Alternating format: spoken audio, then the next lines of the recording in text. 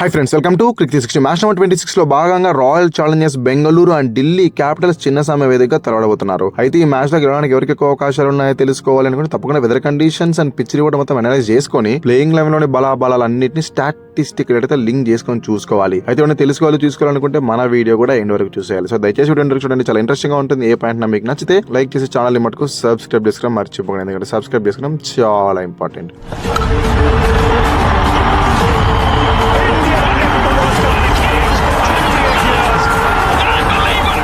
First things first, weather conditions ఎలా ఉంటాయి అంటే త్రూఅవుట్ ద డేస్ అంటే హై 36 degrees ఉంటుంది, లో 22 degrees మటుకే ఉంటుంది. ఇక మ్యాచ్ జరిగే టైంలో హై 35 degrees ఉంటుంది, లో 29 degrees ఉంటుంది. బిట్వీన్ 3 PM to 7 PM మధ్యలో. ఇక డివోచే ఫ్యాక్టర్స్ కనిపిస్తూ ఉన్నా కూడా ఈవినింగ్ గేమ్ కాబట్టి పెద్ద ఫరక్ పడదు. సో పిచ్ రిపోర్ట్కి వెళ్ళిపోదాం. ఎలా ఉంటుంది అంటే ఎప్పుడు రెగ్యులర్ చిన్నస్వామి అంటేనే మనకి బ్యాటింగ్ ప్యారడైజ్ అని ఈజీగా అర్థమైపోతుంది. Shorter boundaries between 50 to 60 meters వరకే బౌండరీ లెంత్ అనేది ఉంటుంది కాబట్టి ఈజీగా ఆ లాంగ్ హిట్స్ అయితే స్కోర్ చేయొచ్చు. బట్ ఈవినింగ్ గేమ్ కాబట్టి పిచ్ లో త్రూఅవుట్ ద డే కాస్త సన్నీగా ఉంటుంది కాబట్టి పిచ్ లో క్రాక్స్ ఏర్పడే అవకాశం ఉంటుంది. సో ఫస్ట్ బౌలింగ్ చేసే టీమ్ కి ఆ అన్ఈవెన్ బౌన్స్ అండ్ దాంతో పాటు స్పిన్నర్స్ టర్న్ అయితే లభిస్తుంది. సో బౌల్ ఫస్ట్ చేయడమే ఈ పిచ్ లో ఉత్తమం. సో టాస్ గెలిచిన కెప్టెన్ ఎవరైనా కూడా ఏ మాత్రం ఆలోచించుకోకుండా బౌలింగ్ వేయించుకుంటారు. స్టాటిస్టికల్ డేటా కూడా అలాగే ఉంది. మొత్తం 103 మ్యాచెస్ జరిగితే 55 మ్యాచెస్ చేజ్ చేసిన టీమ్స్ గెలిచాయి. ఓవర్గా 53% వరకు ఇలా చేసింగ్ టీమ్స్ గెలిచాయి కాబట్టి ఏ మాత్రం ఆలస్యం చేయకోకుండా టాస్ గెలిచిన వెంటనే బౌల్ ఫస్ట్ అనడానికి క్యాప్టెన్స్ రెడీగా ఉంటారు.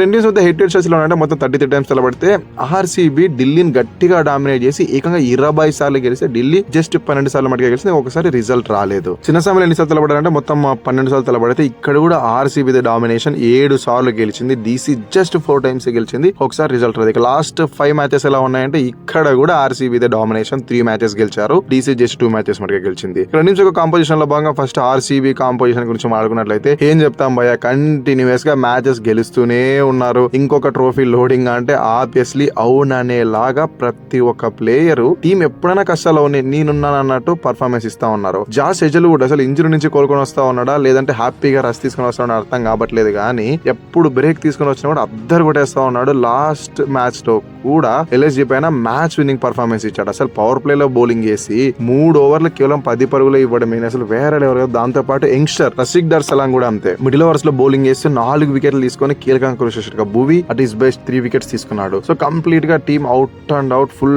ఫిట్ గా కనిపిస్తా ఉన్నారు. అందరూ మంచి ఫామ్ లో కూడా ఉన్నాడు. సో కాంబినేషన్ ఏ మాత్రం డిస్టర్బ్ చేయకోకున్నట్టు సేమ్ కాంబినేషన్ తోనే వెళ్తారు. ఇంకొక విక్టరీ లోడింగ్ అనేలాగే మరొకసారి అదే ప్లేయింగ్ లెవెన్ వెళ్తారు. ఒకసారి ప్లేయింగ్ లెవెన్ చూసేద్దాం. ఆర్సీబీ అన్చేంజ్ ప్లేయింగ్ లెవెన్ వచ్చేసి ఇలానే ఉంటుంది, సేమ్ టు సేమ్. ఓపెనర్స్ గా Virat Kohli and Philip Salt, Devdutt Padikkal at number 3, Rajat Patidar at number 4, Krunal Pandya at number 5, Jitesh Sharma at number 6, Tim David at number 7, Romeo Shepherd at number 8, Rasik Dar Salam at number 9, Bhuvneshwar Kumar at number 10, Josh Hazelwood at number 11. ఇక Suyash Sharma will be there impact player. ఇక DC composition ఎలా ఉంది అంటే వాళ్ళు కొన్నిసార్లు అదృష్టం కలిసి రాక ఓడిపోయారు, కొన్నిసార్లు అదృష్టం కలిసి వచ్చినా కూడా పర్ఫార్మెన్స్ బాగా ఓడిపోయారు. మొత్తం 4 మ్యాచ్లు ఆడితే 2 ఓడిపోయారు, 2 గెలిచారు. ఫస్ట్ 2-2 గెలిచారు, తర్వాత 2-2 ఓడిపోయారు. ఒకటైతే జస్ట్ 1 run తేడాతో క్లోజ్ గా వచ్చి ఓడిపోతే సిఎస్కే తో బ్యాటింగ్ వైఫల్యం వల్ల మ్యాచ్ ఓడిపోవాల్సి వచ్చింది. రీసెంట్ గా వాళ్ళు ఆడిన మ్యాచ్ April 11th రోజున, అది కూడా అవే గేమే. ఇప్పుడు కూడా ఇంకొక అవే గేమ్ ఆడడానికి సిద్ధంగా ఉన్నారు. బట్ రీసెంట్ గా ఆడిన గేమ్ లో వాళ్ళకి అనుకున్న విధంగా రిజల్ట్ రాలేదు కాబట్టి కాస్త డీసీ బ్యాక్ ఫుట్ లో ఉండే అవకాశం ఉంటుంది. సో ప్రాపర్ గా వాళ్ళకి పార్ట్నర్షిప్ లో వచ్చి వాళ్ళు గనక ఏ ఒక ప్లేయర్ పైన 2 ప్లేయర్ పైన డిపెండ్ కాకోకున్నట్లు కనుక బ్యాటింగ్ చేయగలిగితే అప్పుడు మంచి స్కోర్స్ బోర్డ్ పైన పుట్ ఆన్ చేసే అవకాశం ఉంటుంది. ఎప్పుడు ఏదో ఒక ప్లేయర్ మ్యాచ్ గెలిపించాలంటే అవ్వదు కదా. సో టీం మొత్తం పర్ఫార్మెన్స్ ఇవ్వాలి, అప్పుడే వాళ్ళు మ్యాచెస్ గెలుస్తారు. ఇప్పుడున్న ప్లేయింగ్ లో కూడా చూడడానికి జబర్దస్త్ గా ఉంది. ప్రాబ్లం వల్ల ఏంటంటే కలెక్టివ్ ఎఫర్ట్ రావట్లేదు.